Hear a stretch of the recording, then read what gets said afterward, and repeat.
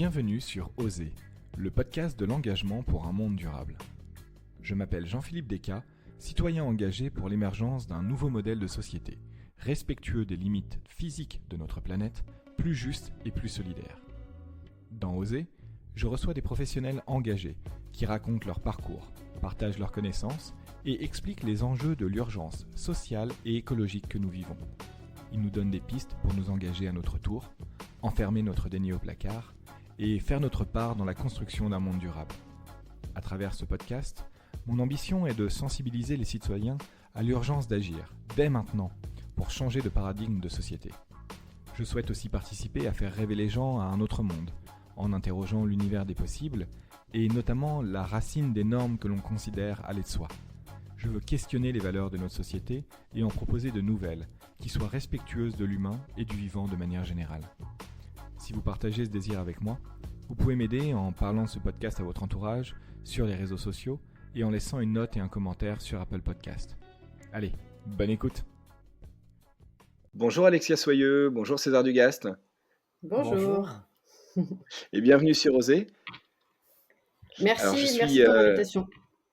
Avec grand plaisir. Je suis très content de vous recevoir tous les deux, puisque vous êtes les auteurs d'un rapport qui s'intitule Faire sa part pour l'interrogation, notamment sur le rôle des individus, de l'État et des entreprises dans la réduction de l'empreinte carbone d'une société. Donc du coup, je voulais en parler avec vous pour un peu préciser justement quels sont les pouvoirs de ces différentes instances. Mais pour commencer, est-ce que vous pourriez vous présenter en quelques mots, nous dire ce que vous faites dans la vie, et puis après on pourra parler un petit peu plus précisément déjà de l'étude et de ses conclusions. Alexia, tu veux commencer ? D'accord. Donc je m'appelle Alexia Soyeux, j'ai 36 ans depuis quelques jours. Je travaille chez Carbone 4 depuis 3 ans en tant que responsable de la communication. Et avant ça, je travaillais plutôt dans le domaine de l'alimentation. Parallèlement à tout ça, je fais un podcast aussi qui s'appelle Présage et qui parle des enjeux écologiques au sens large et sociaux. Voilà. Et qui est d'ailleurs le premier podcast que j'ai écouté sur ces sujets-là il y a plusieurs années et avec lequel j'ai découvert un petit peu ces enjeux. Ok, super. Et César ? Ouais, je m'appelle César Dugast, j'ai 30 ans. Je travaille également chez Carbone 4, qui est un cabinet de conseil en transition écologique et climatique. Je suis là-bas responsable d'un pôle qui est le pôle neutralité carbone. Je suis là depuis à peu près 5 ans dans le cabinet. J'ai fait un certain nombre de choses rigolotes. Donc, par exemple, j'ai bossé pour l'affaire du siècle dans le cadre de leur procès contre l'État en début d'année. Et je gère un projet passionnant qui s'appelle Net Zero Initiative et qui essaye de supprimer tout greenwashing quand il s'agit de la neutralité carbone des entreprises. Voilà. Et en parallèle, je fais des trucs. Par exemple, je suis dans un think tank qui s'appelle l'Institut Rousseau et qui essaye de produire des choses intéressantes sur les questions de transition écologique pour l'État. Ouais. Ben, merci beaucoup pour cette introduction. Rentrons directement dans le vif du sujet parce qu'on a pas mal de points sur lesquels rebondir. Est-ce que vous pourriez peut-être me parler de l'étude déjà, faire sa part, un petit peu, comment est-ce que vous vous êtes dit un jour on va faire une étude justement sur ce sujet, un petit peu quelle est la genèse, et puis ensuite comprendre un petit peu comment sa méthodologie, ce qu'il en ressort et ses principales conclusions. Ouais, je commence. Donc, faire sa part, c'est une étude qu'on a faite en 2019. L'idée de départ, c'était avec César et puis avec d'autres collègues, on se faisait la réflexion que le discours mainstream autour de l'écologie, c'était beaucoup axé sur la responsabilité des consommateurs et consommatrices, et que ça pointait beaucoup des petits gestes tels qu'on les entend encore aujourd'hui, trier ses déchets, éteindre la lumière, etc., etc. Et on en avait un petit peu marre, entre guillemets, d'entendre cette responsabilité individuelle pointée du doigt. Donc on a voulu avoir des ordres de grandeur pour savoir quel était le poids réel de ces petits gestes et des changements de comportement individuels en matière de lutte contre le changement climatique et donc en matière de décarbonation. Donc on rappelle, chez Carbone 4, on a un cabinet de conseil et notre rôle, c'est vraiment de donner des ordres de grandeur pour pouvoir gérer des priorités face à l'urgence climatique. Et donc, c'est important d'avoir des ordres de grandeur pour pouvoir agir au bon endroit et de ne pas se voiler la face, de ne pas perdre du temps sur des choses qui peuvent être insignifiantes, en fait, du point de vue du carbone en tout cas. Parce que là, petite parenthèse, cette étude, elle parle du carbone, parce que chez Carbone 4, on parle du carbone essentiellement. Du Mais il y climat. a du climat et du carbone. Mais donc, il y a évidemment d'autres facteurs qui sont très importants, mais qui ne sont pas abordés en l'occurrence dans cette étude-là. Et donc, ces petits gestes, c'est une façon de pointer la responsabilité des consommateurs et il y a une forme d'injonction à l'éco-citoyenneté. Voilà, c'est la première chose qu'on entend quand on entend parler de climat et d'écologie. Et donc, il y aurait l'idée que ce serait d'abord les individus et les ménages qui devraient adopter un ensemble de bonnes pratiques et que, avec ça, on pourrait agir massivement. Et donc, c'est d'ailleurs cette incitation à des comportements individuels vertueux qui est au cœur des politiques publiques et qu'on peut voir. Encore, il y a quelques semaines, il y avait une campagne de pub en ligne sur le bon geste par le ministère de la Transition écologique.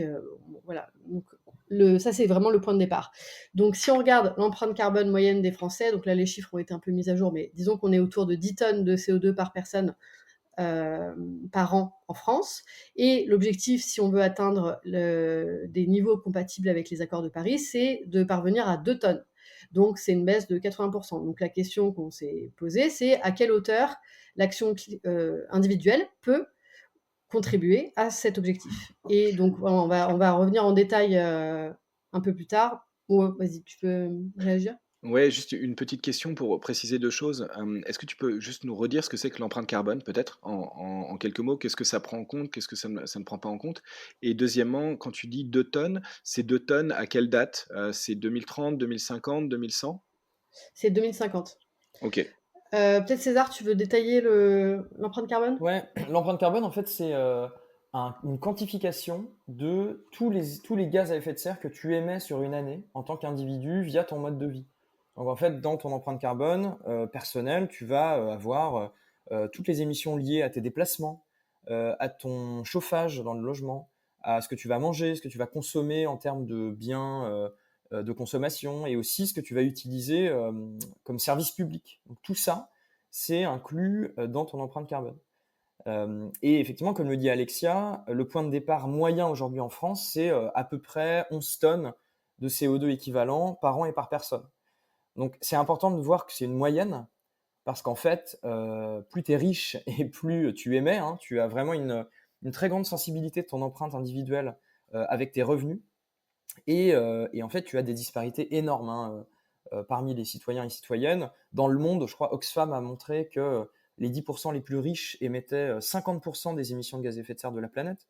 Donc, c'est extrêmement important d'avoir toujours une vision en déciles ou en centiles même sur la répartition et la distribution de l'empreinte. Mais en moyenne, on peut quand même considérer que, voilà, pour simplifier, c'est 11 tonnes de CO2 équivalent par an et par personne.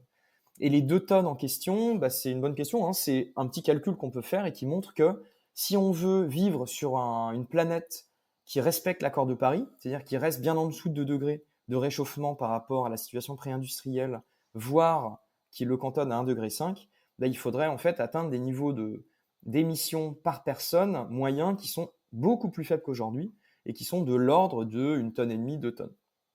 Donc c'est bien l'ambition 2050. D'accord, OK, merci. Bah, du coup, alors, on revient un petit peu sur le rapport et son histoire. Alexia, tu veux reprendre la main ou? Ouais. Donc je pense qu'on reviendra en détail sur les calculs après et puis les différents postes. Mais en gros, le résultat en un mot de cette étude qu'on a faite et des calculs que César a fait, c'est que pour l'action individuelle, il y a un potentiel global de moins 45%. Ça, c'est si on active tous les leviers individuels faciles et moins faciles, qui nécessitent aussi des investissements. Mais si on pondère tout ça avec l'engagement réel qu'on pourrait espérer de la part des Français et Françaises, parce que tout le monde ne va pas activer tous les leviers à 100%, on serait plutôt autour de moins 20% de son empreinte pour un engagement qu'on a défini comme réaliste. Et donc, ces moins 20%, ça fait un quart de l'effort. Et donc, il reste une grosse partie à faire. Et donc, cette énorme partie des émissions qui reste à diminuer, en fait, elle est dépendante du monde dans lequel on vit, du pays dans lequel on vit, et donc d'un système qu'on a appelé socio-technique, c'est-à-dire des structures qui fondent le socle de notre économie mondiale et nationale. Donc, en gros, ça veut dire que tu peux activer énormément de leviers à ton échelle, mais tu n'as pas la main sur plein de choses, les infrastructures, les politiques incitatives, etc. Mais je vais laisser après César détailler un peu tout ça. Ouais, non, on peut. En fait, la raison pour laquelle l'étude on va dire, a eu un résultat assez frappant, c'est de voir que l'individu seul dans son coin peut pas tout faire. En fait, il n'est pas omnipotent. Et ça vient un peu à contre-courant dans certains discours qu'on entend beaucoup, hein, comme l'a rappelé Alexia en intro, qui est de dire que c'est le consommateur qui va changer le monde, etc. Et c'est un discours qu'on aime beaucoup entendre aussi en tant qu'individu, parce que c'est très flatteur pour l'ego de se dire qu'on peut changer le monde là, comme ça, à faire ses éco-gestes. Et en fait, ce que montre le chiffre de moins 45% ou moins 20%, en fonction de la langue sous laquelle on regarde, c'est de dire, en fait, quelle que soit l'amplitude des actions qu'on peut faire en moyenne de notre côté, on n'arrivera pas forcément tout seul à moins 80% de baisse. Et ça montre que le problème du climat, il est en partie loin de nos yeux. En fait, il se niche dans des choix techniques et infrastructures et politiques passées qui sont pas du tout à notre main. On peut prendre des exemples très concrets, hein. Par exemple, un éco-geste puissant, c'est de moins prendre la voiture au profit des transports en commun, par exemple. Donc, quand tu fais ça, c'est super bien parce que tu réduis ton empreinte, mais tu n'as pas du tout la main sur le mode de consommation, enfin le carburant qui est utilisé par le bus que tu utilises. Tu n'as pas décidé toi-même dans ton coin si c'était de l'électrique, du diesel, de l'hydrogène ou autre. Et tu peux multiplier les exemples comme ça qui montrent que on est entouré d'une sorte d'un ensemble de fils invisibles qui a été tissé par des choix politiques, économiques, urbanistiques passés et qui nous contraignent, qu'on le veuille ou non, dans tout un bain très très gourmand en énergie fossile. Ok, c'est hyper clair et je me souviens bien de la sortie de ce rapport en juin 2019 puisque ça avait fait un gros boom, j'ai envie de dire, par rapport à certains préjugés ou aux idées que je pouvais avoir qui a donné lieu à des débats houleux entre amis, entre ce qu'il faut faire, est-ce que finalement ça sert à rien de changer son mode de vie, ce qu'il faut c'est finalement avoir une action collective, etc. Donc on va en parler justement. Le thème de ce podcast, c'est l'engagement pour un monde durable. Ici, là, on définit aujourd'hui monde durable par finalement une empreinte carbone à 2 tonnes. Avant de rentrer un petit peu plus dans le détail, de voir ce qu'on peut faire, de la pertinence de penser même un mode de vie durable à l'échelle individuelle, est-ce qu'on peut rappeler, tu l'as déjà un petit peu fait César, mais de manière peut-être un petit peu plus globale, ce qu'on prend en compte, ce qu'on ne prend pas en compte aujourd'hui quand on définit en fait un monde durable à l'échelle de l'empreinte carbone. Hmm. Je commence, Alexia, tu complètes Vas-y, vas-y. Ouais. Alors, en fait, quand on définit tel que tu le fais un monde durable à l'aune de un monde durable, c'est un monde dans lequel chacun individuellement on est en moyenne à 2 tonnes. Ce qui est bien, c'est que tu vas prendre en compte un certain nombre de choses extrêmement importantes. Ce qui est moins bien, c'est que tu vas complètement éluder plein de choses qui sont tout aussi importantes. Donc, je m'explique. Quand tu définis ça comme ça, donc 2 tonnes par an et par personne, tu vas en fait prendre en compte des postes que sont, comme je l'ai dit tout à l'heure, les postes de l'empreinte carbone un peu classiques, le transport, l'alimentation, le logement, les achats, les services publics. Et finalement, définir un mode de vie durable à l'aune de la vision individuelle, c'est un parti pris assez important quand même. Il faut quand même se dire que ce que tu fais, c'est que tu définis ce que c'est qu'un monde durable et tu le distribues sur chaque individu. Donc finalement, il y a un petit biais dans cette méthode-là qui est de ramener à l'individu et de faire comme si un monde durable devait avant tout passer par des choix individuels. Donc, ce qui est important peut-être de souligner au départ, c'est qu'un mode de vie durable, c'est peut-être, moi en fait, tel que je le définirais, c'est peut-être d'abord se mettre d'accord collectivement sur un monde qui est durable et qui correspond à des critères qui nous semblent intéressants. En fait, il y a 1 milliard de manières d'atteindre les objectifs climat de l'accord de Paris. Tu peux l'atteindre avec un super équilibre et une réduction drastique des inégalités, une transition douce, un mode de coexistence politique et géopolitique apaisé, comme tu peux également atteindre des objectifs climatiques en désanguant la moitié de la population, en enfermant le quart et en faisant en sorte que le quart restant soit dans une sorte d'abondance extraordinaire. Donc, en fait, pour moi, la première question, c'est de se demander quel est le mode d'existence collective qu'on veut faire advenir. Et ensuite, on se pose la question de ce que ça veut dire individu par individu. Mais je trouve que c'est important quand même de se dire que d'abord, il faut plutôt raisonner en termes de choix politiques collectifs et mode de vie qu'on considère être durable et désirable, plutôt que de prendre d'abord la question sous l'angle d'un mode de vie un peu en silo, individu par individu. Bah, c'est hyper intéressant ce que tu dis, je rebondis dessus parce que ça fait écho à une interview que j'ai eue il y a quelques semaines avec Timothée Paric sur la décroissance et notamment la décroissance comme modèle de société, non pas juste comme étant une décroissance du PIB, mais en étant finalement empreint de différentes valeurs qui sont des objectifs de faire société ensemble collectivement qu'on veut atteindre, savoir réduction des inégalités et du coup ouais, se poser d'abord la question avant de penser qu'est-ce que c'est qu'un mode de vie durable, qu'est-ce que c'est que faire société ensemble et qu'est-ce qu'on a envie en fait collectivement d'avoir comme modèle de société. Mmh.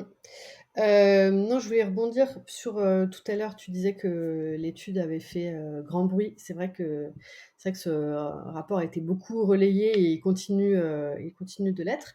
En fait, on a constaté que, avec les chiffres qu'on avait sortis, chacun pouvait voir midi à sa porte, en fait. C'est-à-dire qu'il y a une partie des gens qui ont dit ah bah vous voyez en fait l'action individuelle ça sert à rien, il faut tout attendre du politique, des entreprises, etc. Et nous même si on fait tous les éco-gestes on n'y arrivera pas. Et il y a une autre partie des gens qui disaient ah bah vous voyez si on active tous les leviers à fond, bah on a quand même une marge de moins 45%, ce qui est quand même énorme. Et nous, ce qu'on voulait faire, en fait, c'est donner des ordres de grandeur, mais on voulait dire que, d'un côté, il peut être contre-productif de faire reposer l'action climatique uniquement sur les individus. C'est évident parce que le problème, il est systémique complètement. Et la construction d'une solution qui soit crédible à l'échelle collective, ça va forcément avec une action politique, une action des entreprises, enfin une action de tout le monde. Mais on voulait dire aussi que cette action individuelle, elle est donc à la fois incontournable, mais insuffisante. En gros, il faut à la fois qu'on ait une action à notre échelle, si on le peut, parce que tout le monde aussi n'a pas les mêmes leviers, tout le monde n'a pas la même disponibilité économique, culturelle pour activer tous ces leviers. Et en même temps, il faut remettre en question les fondements de notre système économique qui repose sur une croissance infinie dans un monde fini. Donc voilà, ma phrase était un petit peu longue et déstructurée, mais ce que je voulais dire, c'était que il faut arrêter de détourner l'attention sur des sujets qui sont insignifiants. C'est pas éteindre la lumière, d'accord, c'est important, mais c'est pas ça qui va nous sauver entre guillemets. Il faut se concentrer sur les ordres de grandeur les plus massifs pour pouvoir agir de façon urgente, parce que là, on est dans une situation d'urgence extrême. Et voilà, en fait, se focaliser sur l'attention, sur l'individu, ça permet d'éviter de parler du sujet central qui est la remise en cause du modèle économique fondé sur la croissance des richesses et du PIB. Et on ne peut pas tout attendre d'une croissance verte, d'un découplage. Donc voilà. Ouais, et j'ajouterais aussi que finalement, ce que vient de dire Alexia, c'est-à-dire le fait que il y a tout un pan de l'action qui est absolument nécessaire et qui est de l'action qui n'est même pas individuelle mais collective, ça c'est quelque chose que la notion d'empreinte carbone individuelle ne parvient pas réellement à capter. En fait, il y a une raison très simple à ça, c'est que l'objet empreinte carbone personnelle, enfin l'exercice, la méthode, c'est un truc qui va exclusivement regarder ce que les individus consomment.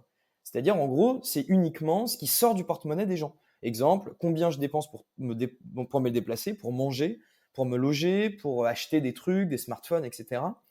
Et en fait, il y a tout un pan de la réalité qui est complètement occulté, qui est non pas c'est non pas en gros ce qui sort de ton porte-monnaie, mais c'est tout ce qui va rentrer dans ton porte-monnaie et en d'autres termes, tout ce que tu vas créer en termes d'impact écologique pour gagner ton argent. En fait, l'empreinte carbone personnelle regarde uniquement ta consommation et pas ce que tu contribues à produire. Et c'est pour ça que finalement, tout ce qui est impact carbone du travail, impact carbone de l'épargne, impact carbone de tes choix, on va dire politiques, sont complètement occultés de l'empreinte carbone personnelle. D'où la nécessité peut-être de se doter d'indicateurs autres pour essayer d'avoir un panorama complet de ce que ça veut dire agir pour le climat aujourd'hui. En fait, les gens, j'ai l'impression aujourd'hui, on est toutes et tous un peu contraints par les méthodes et on va dire, les indicateurs qu'on se crée nous-mêmes, tu vois. Et moi, je pense que ce serait vraiment pas mal qu'on ait d'autres indicateurs, notamment l'impact de l'épargne, l'impact du travail, pour compléter le tableau et cesser de nous voir uniquement comme des consommateurs qui peuvent faire des choses uniquement à l'aune de ce qu'ils dépensent et des choix de consommation qu'ils peuvent faire, quoi. Ouais, je rebondis effectivement sur ce que tu dis. Ce terme de consommateur, je t'avoue, me rend de plus en plus fou en règle générale.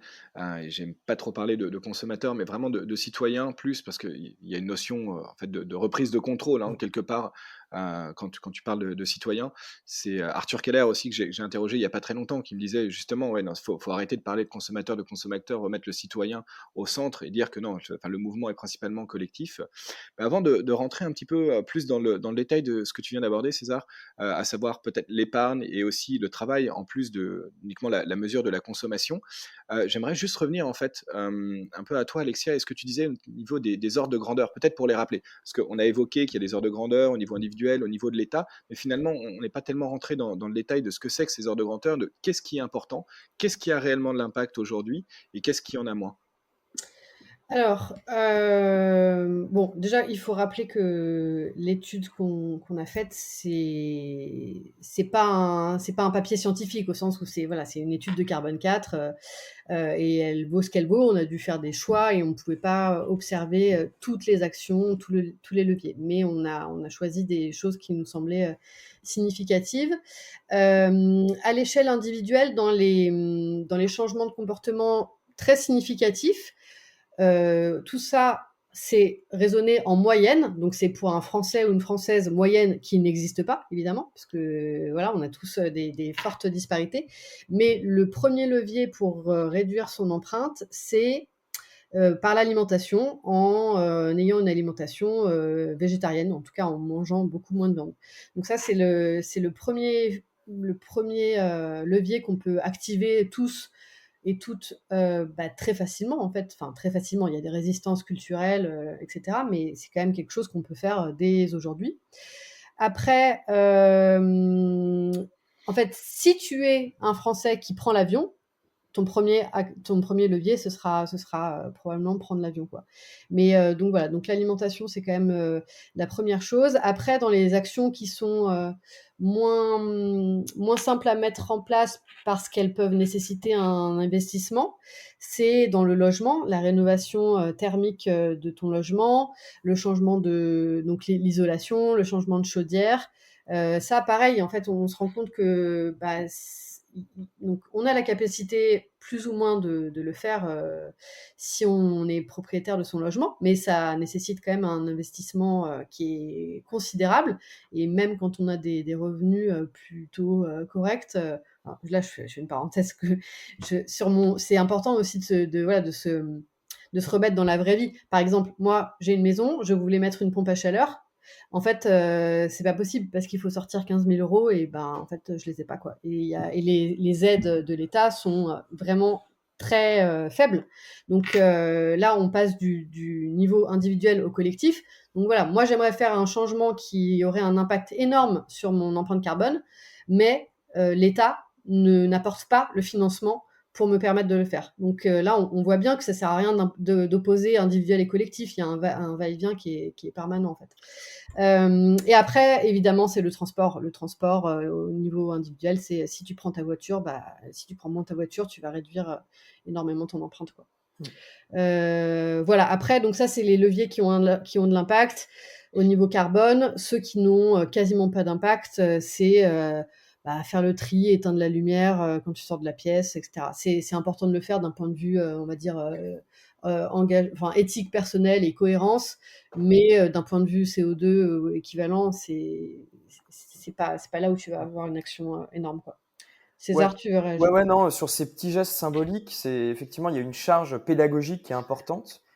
Mais effectivement, il faut admettre en toute humilité qu'on ne va pas sauver la planète simplement avec ça. Et ce qui est paradoxal, puisque c'est au contraire ces gestes-là qui ont pris le plus d'espace dans le débat public dans les dernières années.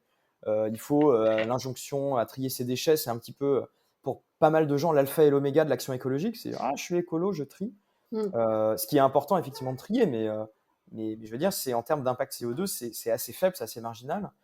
Pareil pour éteindre la lumière en sortant, c'est important évidemment pour ne pas gâcher de l'énergie, mais c'est assez faible. Donc il y a peut-être un enjeu ici qui est de replacer les bons ordres de grandeur des gestes les plus importants dans la tête de chacun et chacune. Ouais, je réagis. Bon, là, on sort un petit peu du cadre de Carbone 4, mais c'est quand même étonnant que effectivement les messages les plus forts soient axés sur les gestes qui sont les plus faibles en termes d'impact.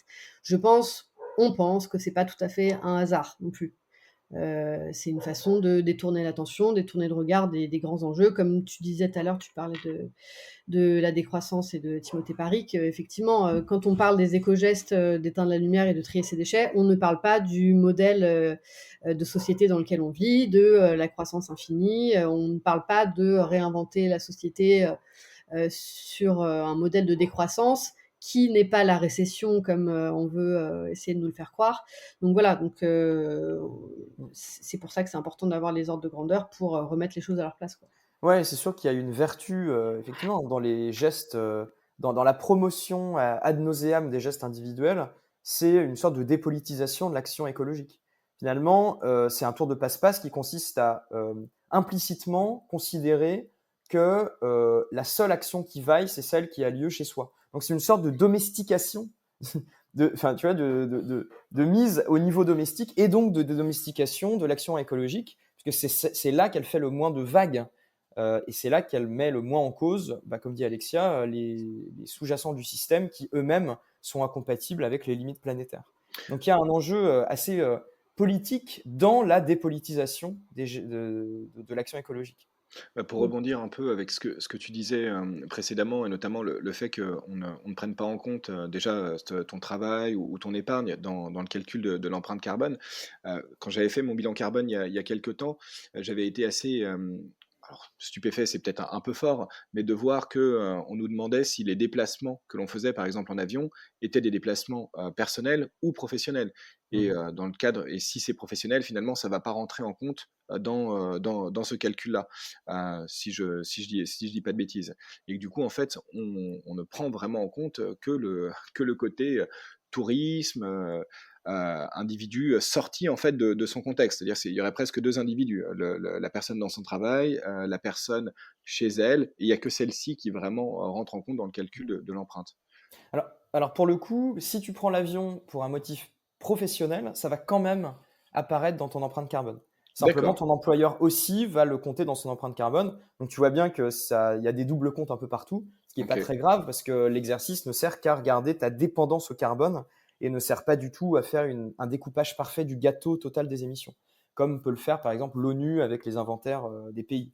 Quand tu parles d'empreinte carbone, c'est pas du tout le cas parce que tu regardes en fait les émissions des autres, tu regardes. Mais néanmoins, c'est effectivement l'empreinte carbone. Il y a quand même un côté où on veut te faire peser sur tes épaules une certaine responsabilité. Alors que peut-être que ton employeur, il t'a pas demandé ton avis pour t'envoyer à l'autre bout du monde en avion. Tu vois. Moi, j'ai un ami qui un peu s'est battu avec son ancien employeur pour d'abord, il voulait aller en train.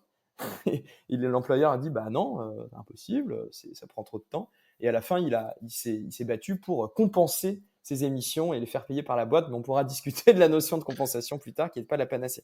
Je voulais juste te poser une question, JP, justement sur cette question d'empreinte carbone personnelle. Est-ce que tu sais qui a inventé le bilan carbone personnel? Jean-Marc Jancovici, Eh si je ne me bien trompe non. pas. Ah! Jean-Marc Jancovici, il a inventé le bilan carbone, qui est quelque chose qui quand même est centré sur l'entreprise. D'accord, ok. En tout cas, si je me souviens bien, hein, je ne suis pas un expert de ce qu'il a fait dans les années 2000 sur le bilan carbone, mais il me semble que pour le compte de l'ADEME, il a créé cette méthodologie pour l'objet entreprise. D'accord. Non, le grand créateur de l'empreinte carbone personnelle, c'est BP. Mais non. Et si, la compagnie pétrolière BP qui, en fait, dans les années 2000, je crois que c'est 2006, a mis en ligne le tout premier calculateur d'empreinte carbone individuelle. Et Incroyable. tu vois bien qu'on ne peut pas éluder le fait que ce soit potentiellement une manœuvre pour finalement dire aux gens, vous savez, moi je pollue, mais c'est finalement vous les grands méchants qui avez des voitures et qui avez des machins. Donc c'est ne jamais oublier, ne jamais mettre de côté la dimension très politique de la notion d'empreinte carbone individuelle. D'accord. Tout comme les grosses campagnes de recyclage sont financées par l'industrie agroalimentaire et sont nées comme ça. De l'emballage. Et de l'emballage. Oui, le livre Les Plastiqueurs à ce sujet est absolument fantastique pour comprendre vraiment la naissance et l'apparition du tri. Et notamment du tri du plastique. Alors, si je ne dis pas de bêtises, dans les années 70-80, il y a une excellente interview de l'autrice de ce livre dans le podcast Green Letter Club récemment, qui est vraiment très intéressant pour comprendre. Alors, voilà, ça fait aussi écho à ce que tu dis, César. Ouais, et il y a une super autre référence qui est le livre de Grégoire Chamaillou, qui est sorti en 2018, qui s'appelle La société ingouvernable, dans laquelle il explore notamment la notion finalement de responsabilité individuelle dans l'écologie, et il raconte par le menu ces histoires incroyables de ces industries de l'emballage, donc Coca-Cola et ses fournisseurs, etc., qui ont organisé la destruction du système de consigne, qui était un système extrêmement efficace de collecte et on va dire de plein de bouteilles en verre et de contenants en verre, qui était très écologique et très efficace économiquement, et qui a été détruit en faveur de l'emballage unique, à usage unique, pour des raisons de coût. Simplement, en fait, quand tu détruis le système de consigne qui était à la charge des embouteilleurs eux-mêmes, donc ces sociétés privées elles-mêmes, versus un système de collecte et de tri et de recyclage qui est à la charge de la collectivité, en fait, tu fais une sorte de privatisation des gains et de mutualisation des pertes. En fait, c'est une sorte de délocalisation du coût de tout ça vers la collectivité. Donc effectivement, c'est une histoire absolument fabuleuse et qu'il faut faire connaître de toute urgence à tout le monde, quoi. Alors maintenant qu'on dit ça, on a bien démobilisé tout le monde, on a bien rentré dans le triangle de l'inaction, en disant finalement, je j'ai pas ma capacité à agir. Finalement, bon, comme tu disais un peu tout à l'heure, Alexia, au niveau individuel, même si je fais beaucoup d'efforts, finalement, c'est un quart de la baisse de mon empreinte que je peux réaliser. Alors, comment est-ce qu'on peut, en fait, finalement, avoir un impact au niveau du collectif et peut-être rappeler déjà aussi quels sont les ordres de grandeur au niveau du collectif? Tu veux y aller, Sœur? Peut-être juste une petite précision, c'est que dire que on ne peut pas tout faire individuellement ne veut pas dire qu'il faut rien faire. Je pense que déjà, c'est le premier truc à dire, c'est, comme l'a dit Alexia tout à l'heure, quand tu adoptes un régime végétarien, tu fais disparaître 10% du problème climatique. Quand tu fais l'ensemble des gestes avec financement et sans financement, tu arrives à réduire d'environ la moitié de ton empreinte, ce qui veut dire, en gros, tu fais disparaître la moitié du problème le plus existentiel qu'on ait aujourd'hui et qui est l'effondrement écologique en cours. Donc moi, je trouve que déjà, rien qu'en tant qu'individu, sur ces simples actions de consommation, il y a énormément de choses à faire. Et effectivement, il y a aussi des choses à faire et c'est nécessaire d'assortir ces gestes individuels d'actions collectives et qui est un champ des possibles absolument énorme. Je ne sais pas si Alexia, tu veux en parler un petit peu?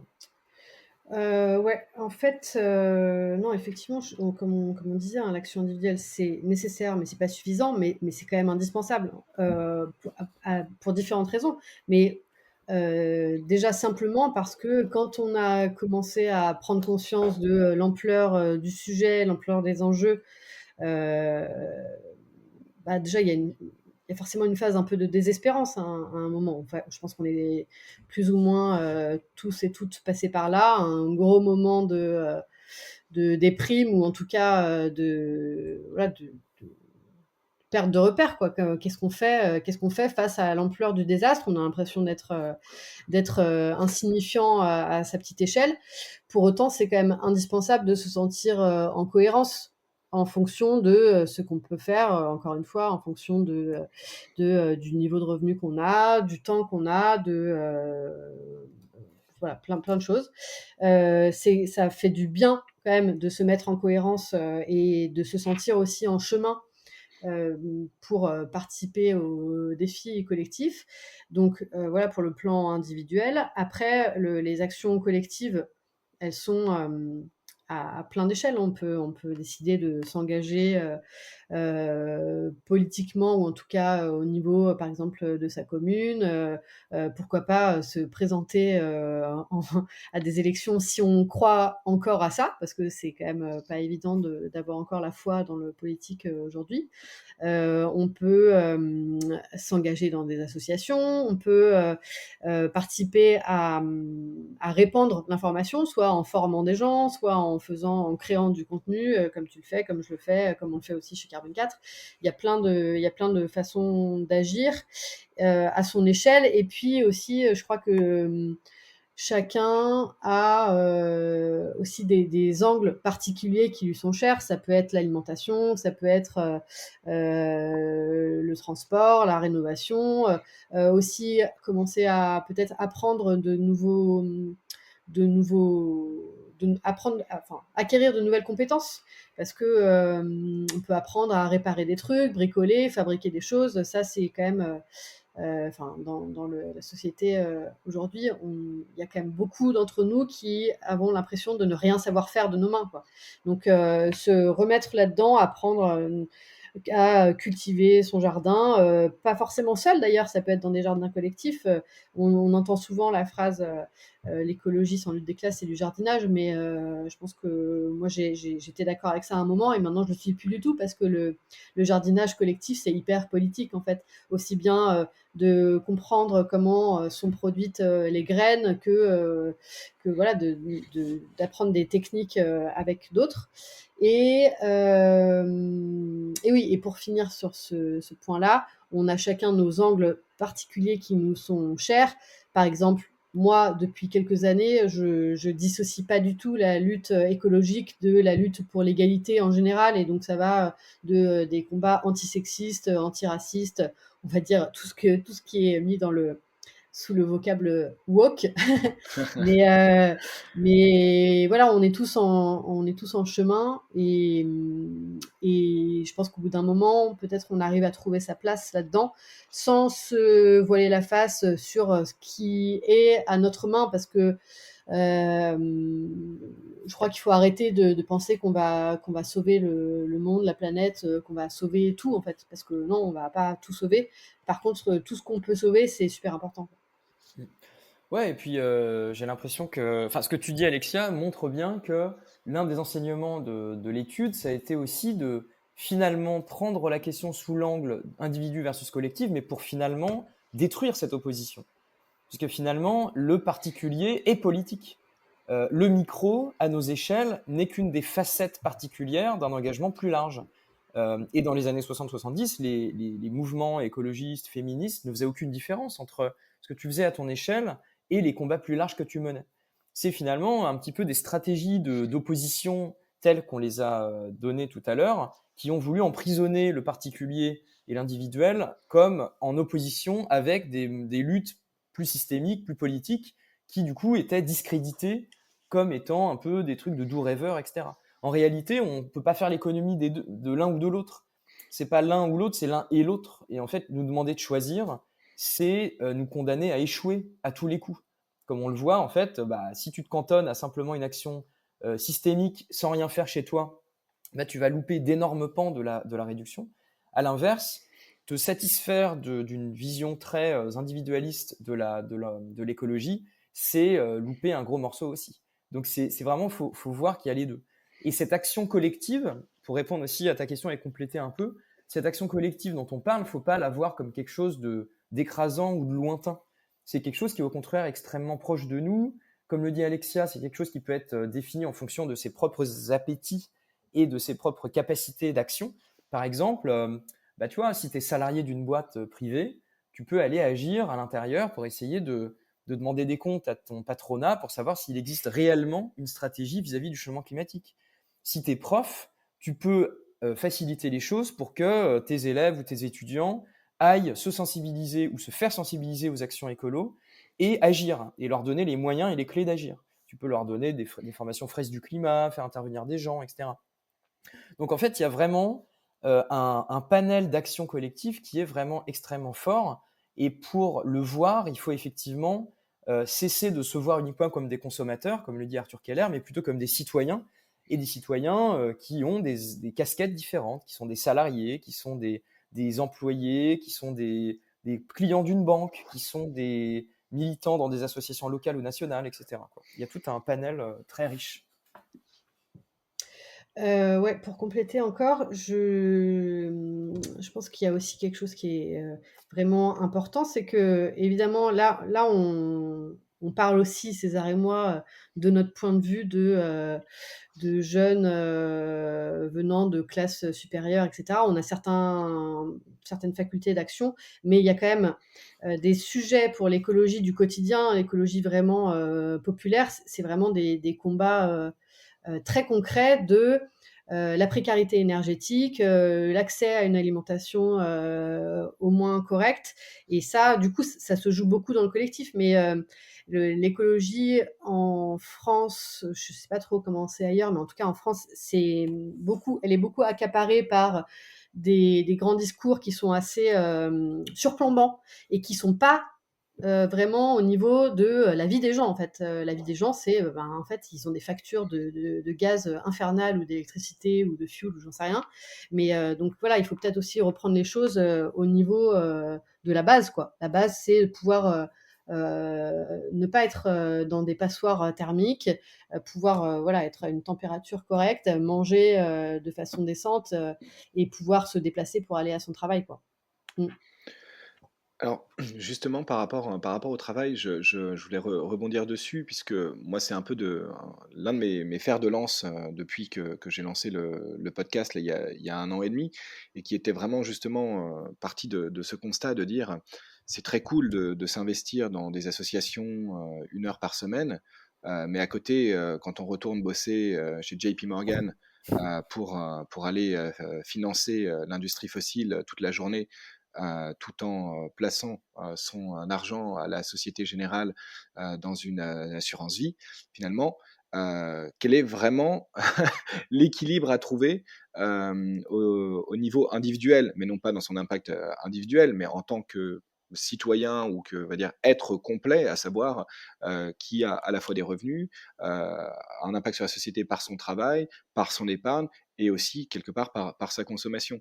Est-ce qu'on est capable aujourd'hui de définir, j'imagine que le pourcentage est variable, hein, bien évidemment en fonction des individus, mais finalement, quelle est la part qui relève de la consommation, celle qui relève de l'épargne, celle qui relève un peu de son travail? Je ne sais pas s'il y a des études qui existent là-dessus. Moi, quelque chose qui m'avait beaucoup choqué, c'est quand j'avais eu Julien Vidal pour la sortie de son livre sur justement l'impact de notre argent il y a quelques mois, et on m'avait dit ah bah c'est super hein, que tu prennes plus l'avion, que tu manges plus trop de viande, etc. Mais bon, à partir du moment où tu as 1 000 € sur un compte en épargne à la Société Générale, au Crédit Lyonnais ou chez BNP, bah, finalement, chaque 1 000 €, je crois, c'est l'ordre d'1 tonne de CO2 équivalent par son impact. Et du coup, l'impact de l'épargne est gigantesque en fait. Mhm. Ouais. Alors, ça fait un peu écho à ce qu'on a dit tout à l'heure sur les limites de la notion d'empreinte carbone individuelle qui se focalise uniquement sur ce que tu consommes. Donc, l'argent qui sort de ton porte-monnaie et la manière dont tu alloues en termes vraiment d'achat l'argent que tu as à disposition.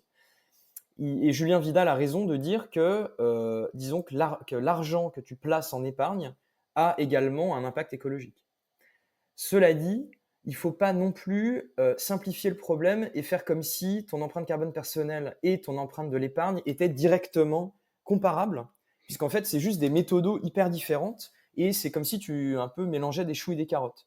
Je pense qu'il faut plutôt voir ça comme tu as une sorte de tableau de bord, tu vois, individuel, et tu as l'impact de ce que tu consommes, c'est ton empreinte carbone, l'impact de ce que tu épargnes, et puis l'impact de ton travail. Et comme tu dis, le banquier, tu vois, le banquier de JP Morgan, il peut très bien être un soldat du climat à l'échelle individuelle. Il mange du quinoa tout le temps, il dort au bureau, il n'a plus du tout de transport, domicile-travail, parce que son domicile est son travail. En fait, ça marche très bien pendant le confinement, ça d'ailleurs. Et tu vois, il prend plus l'avion, etc. Mais néanmoins, par son temps, le temps et l'énergie qu'il passe au quotidien, il contribue à la destruction de la planète. Donc ça, tu vois bien que c'est typiquement un truc qui peut pas se voir dans l'empreinte carbone personnelle, parce que en tant que salarié de cette grande banque, il ne consomme rien, c'est-à-dire que c'est pas un impact de consommation. Néanmoins, c'est un impact de son salaire. Et là, pour le coup, il n'y a pas d'études qui existent à ma connaissance de connaître les impacts des salaires, etc. Mais c'est typiquement le genre de choses que Carbone 4 ou autres pourraient faire là en 2022, c'est-à-dire de regarder l'impact carbone du travail des gens pour dire aux gens, coucou, attention, parce que dans la vie, l'impact climat, c'est aussi par rapport au temps que tu passes dans des activités plus ou moins destructrices, ou au contraire plus ou moins réparatrices, hein, parce qu'il y a aussi les deux aspects. Et au niveau de ces choix individuels et des objectifs qu'on peut se fixer à titre individuel, au niveau de la réduction de son empreinte et de son apport sur le collectif, est-ce qu'il y a une capacité à chiffrer ces objectifs? Pour la partie vraiment empreinte carbone, est-ce que finalement, se vouloir acteur sur le climat, c'est se dire il faut absolument que dès demain, j'arrive avec un régime à 2 tonnes équivalent CO2 ou pas? Est-ce que c'est 3 tonnes? Est-ce que c'est comment est-ce qu'on le met en place? Quels objectifs en fait se donner? Ouais. Alexia? Mmh. Ouais, en fait, là, pour les objectifs personnels, je pense que c'est très, important de partir de chacun sa situation, propre parce que, évidemment, tu auras pas du tout les mêmes, leviers si, tu pars d'une empreinte à 30 tonnes parce que tu prends énormément l'avion, pour faire des city trips ou, des grands voyages à l'autre bout du monde et si tu es déjà à, je sais pas moi, 6-7 tonnes et que tu veux réduire à 2 tonnes. Parce que, en fait, au début, c'est assez facile d'éliminer les postes les plus importants parce que voilà, on a dit tout à l'heure, si tu prends l'avion, bah, c'est l'avion.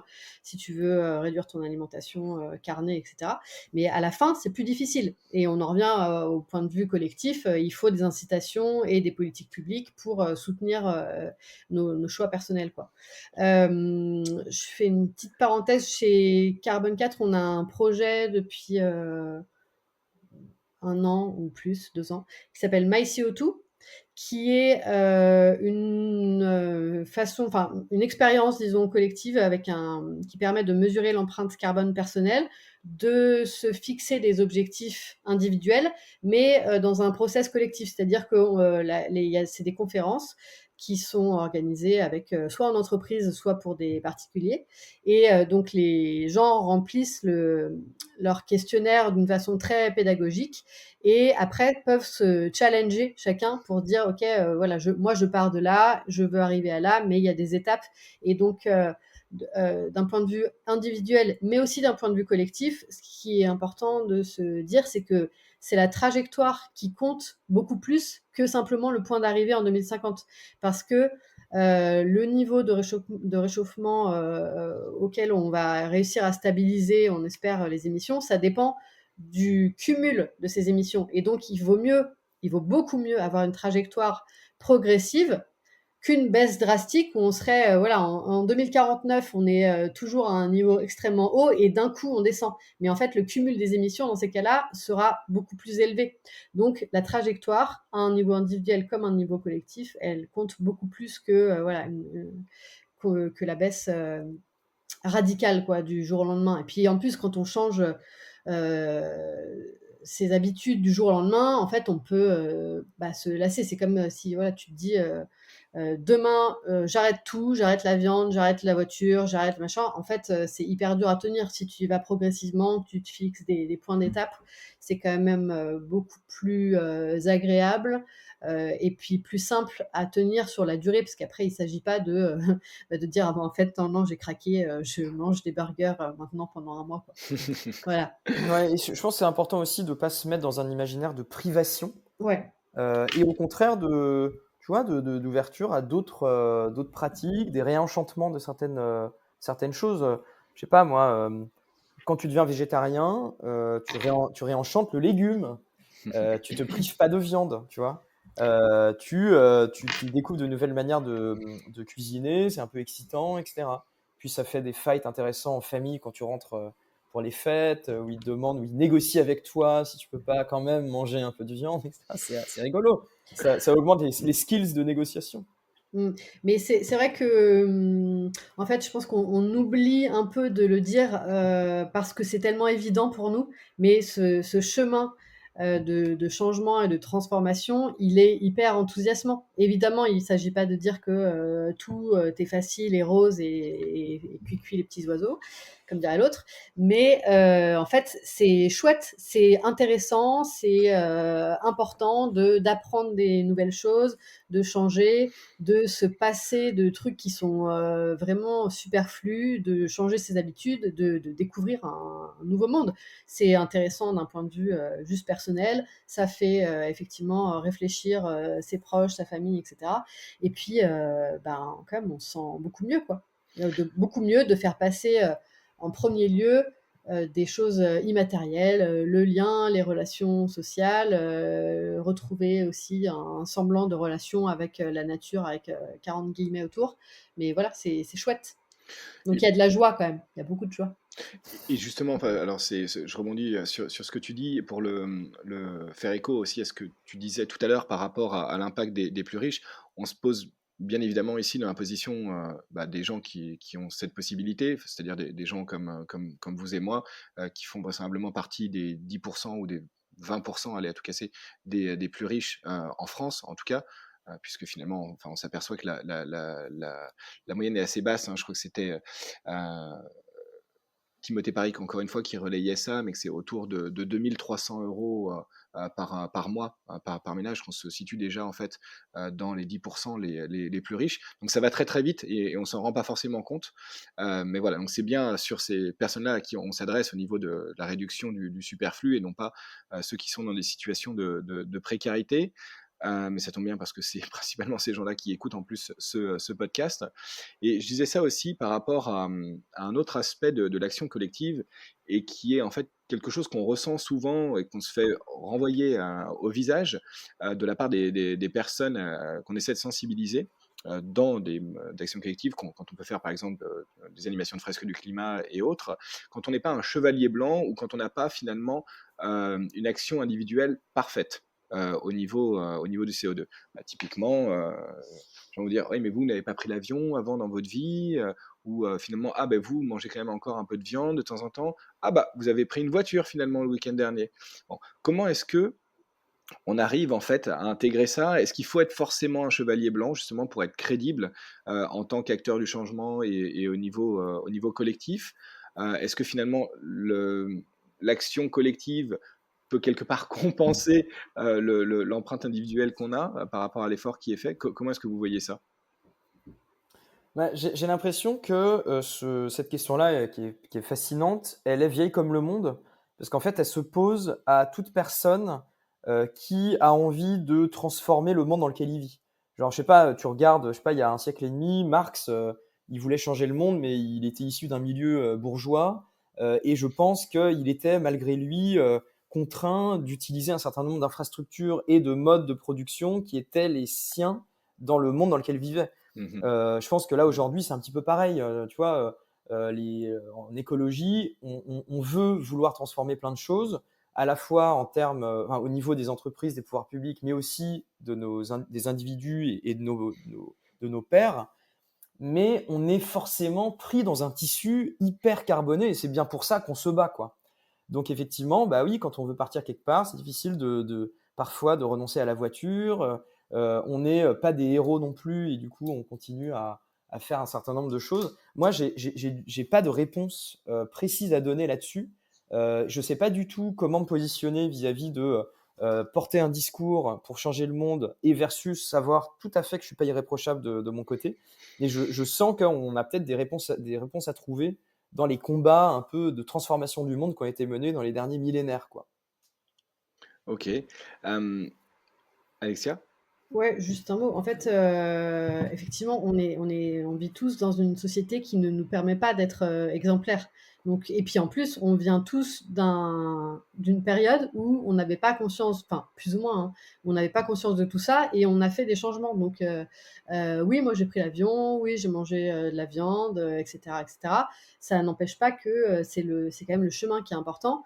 Donc à la fois, c'est vrai que j'essaie de plus trop critiquer d'un point de vue individuel les gens pour leurs mauvaises actions, entre guillemets, parce qu'il y a plein de choses qui dépendent pas de l'individu, mais pour autant, je pense que c'est important quand même d'être cohérent et surtout d'être exigeant avec soi-même, quoi.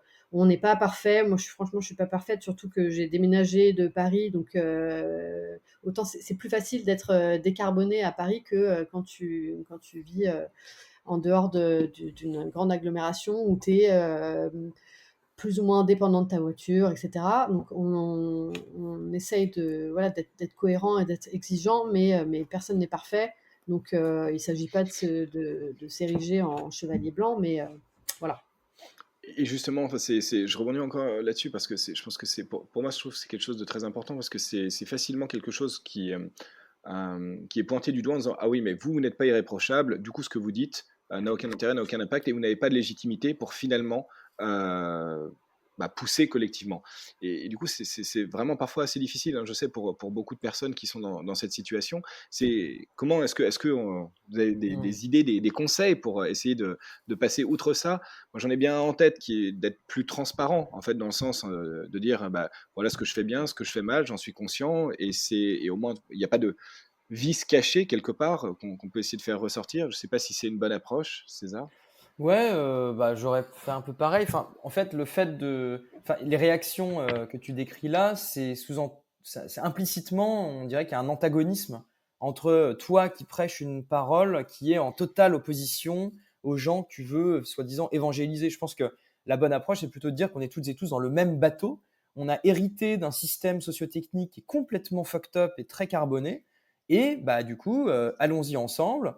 Toi, personnellement, tu as des connaissances peut-être plus poussées que les autres sur la notion de climat, de carbone, et tu disposes de clés théoriques pour y arriver, mais jamais tu prétends être plus irréprochable que les autres. Je pense que la bonne approche, c'est de se dire, voilà, on est dans le même bateau et allons-y ensemble, on essaie de se sortir de ce merdier collectivement, quoi.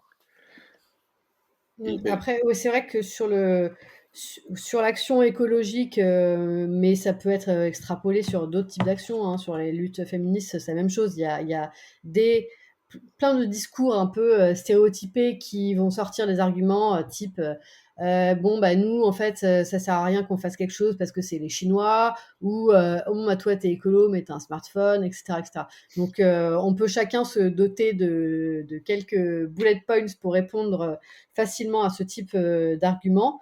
Et puis après, moi j'ai aussi tendance à penser désormais que les gens qui sont en opposition frontale et qui n'ont pas envie de discuter et d'échanger, bah, en fait, je vais pas parler avec eux, quoi, parce que mon énergie, elle peut être utilisée beaucoup mieux ailleurs.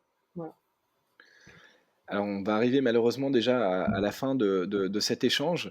Est-ce que vous auriez peut-être un dernier message, un conseil à faire passer à ceux qui justement veulent s'engager collectivement, plus qu'individuellement, et partager, vous, peut-être du vécu ou un petit peu un conseil à ce niveau-là? Ouais, je commence. Le conseil, c'est d'abord de faire comme, enfin, ce qui est le mieux pour nous. Donc, voilà, choisir son chemin. Si on a la possibilité de trouver des super assos à côté de chez nous pour s'engager, c'est super. Si on a plutôt la fibre du combat politique, bah, c'est génial aussi, parce que en fait, il faut prendre le problème par tous les côtés. Donc, il ne s'agit pas de donner des recettes toutes faites, mais simplement de dire, voilà, il faut explorer des choses si on en a le temps, la possibilité, etc. Il y a des moments de la vie qui sont plus propices aussi à se battre que d'autres. Donc, je pense que voilà, il y a beaucoup d'informations qui est disponible aujourd'hui pour pouvoir savoir si on a plutôt envie de voilà d'être dans la pédagogie, dans la lutte concrète, dans la résistance. Voilà, sur le terrain, la désobéissance civile. Voilà, il y a mille et une choses qui sont possibles aujourd'hui, donc il faut juste oser, oser y aller, quoi. Et ça fait rencontrer des gens, ça fait sortir de sa zone de confort, ça donne parce que voilà, enfin moi, comme vous le savez sans doute, ma dernière question rituelle, c'est comment cultiver la joie face au désastre et au monde franchement de merde dans lequel on vit.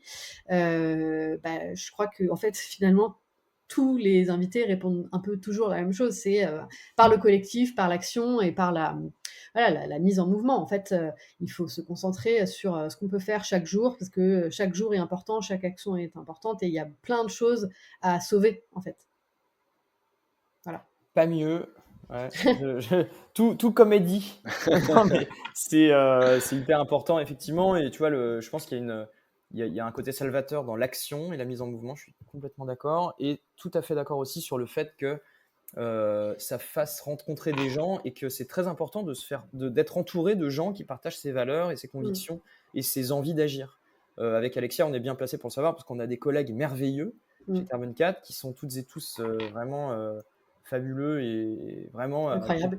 et incroyables et extraordinaires et qui ont une envie d'agir également. Et moi, je sais que ça m'a pas mal éduqué. Enfin, c'est-à-dire, il y a 5 ans, j'étais loin d'être voilà, je mangeais plein de viande, etc. Et je me suis peu à peu ouvert à plein de choses sur mes choix individuels, mais aussi dans mon engagement plus collectif. Et le fait de rencontrer des gens qui te donnent de l'énergie et qui te donnent envie de t'investir à fond dans plein de projets, c'est génial. Et c'est précieux. Ouais. Merci beaucoup à tous les deux pour votre temps et puis bonne continuation pour votre travail chez Carbone 4 et aussi pour les autres activités que vous avez à côté. Et puis je vous dis à très bientôt. Merci beaucoup. Merci pour Merci. l'invitation. À bientôt.